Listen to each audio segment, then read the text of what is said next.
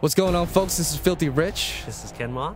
Today, we want to welcome you back to Inversion 101, and today we're going to discuss some in-depth strategies on offensive gameplay for Inversion.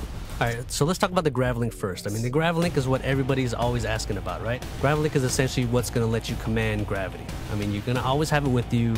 You have it with you pretty much at the start of the game, and you take it from the enemy. Take it, use it as a tool of revenge, right? It's going to let you do all these cool things, and Gravlink itself is actually a weapon. So the Gravlink is a weapon, so just in case you didn't know, use the Gravlink, experiment with it, pick things up, and show it all around. Let's talk about the combinations that you can use with the Gravlink. So right now, the example that I want to jump into is the use of the Gravlink and low gravity. So the Gravlink is strategic. You can't use the Gravlink anywhere you want. What you have to do is you have to kind of plan out exactly where and how best to use this. So for example, when you're starting out in the game, you're probably going to have about 2 or 3 shots of low gravity. So what you can do is you can use that on that sniper that's hiding behind cover. You can pull him up out of cover, and then you can use that as a way to distract him. His aim isn't going to be as good.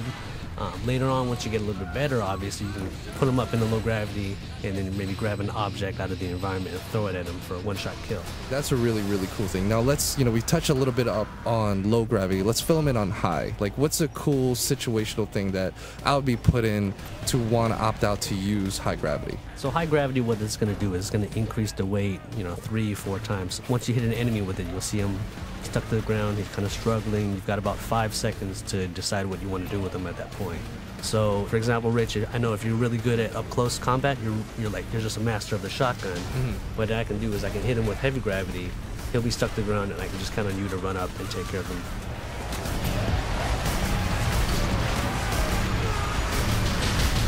Movement, mobility is an important thing, but another thing we need to touch up on is zero gravity. Zero gravity are these entire portions of the level where the player, environment, enemies, everything is floating. Everything's always going to be constantly floating. That means grenades, they don't land, they go and float until they blow up. So how am I going to kill people? Easiest way, instead of trying to flank them, you can flank them normally, right? You can kind of bounce between objects with your Gravlink. Gravlink will actually pull you toward, almost like a grappling hook. It'll yank you towards an object.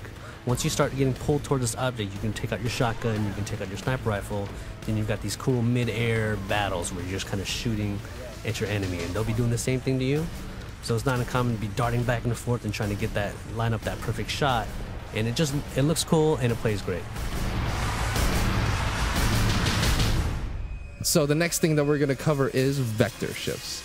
So vector shifts are one of the coolest things in this game, playing on 2 different playing fields against the same type of opponent and having everything work as they normally would, but with both priorities, mine and yours, still functioning how it would normally, but I would just see you on the side of a wall and kill you. I mean, so if you see, vector shifts aren't just cosmetic. Everything is completely shifted. Enemies are going to be running at you from the side of the wall, as you can see. Now, because of that, they've got these different angles on you now. So your normal cover that you thought was safe is not necessarily going to work the right way. So they can get these shots on you. Your cover is already destructible, it's falling apart. What you're going to want to do in this situation, use your Gravlink, find out anything that's around you in the environment, anything you can find. That's right. So make sure, guys, I hope you enjoyed this episode of Inversion 101, where we talk about all the different offensive strategies. This is just a tip. We got a whole bunch more coming your way. Well, stay tuned. We'll see you next time.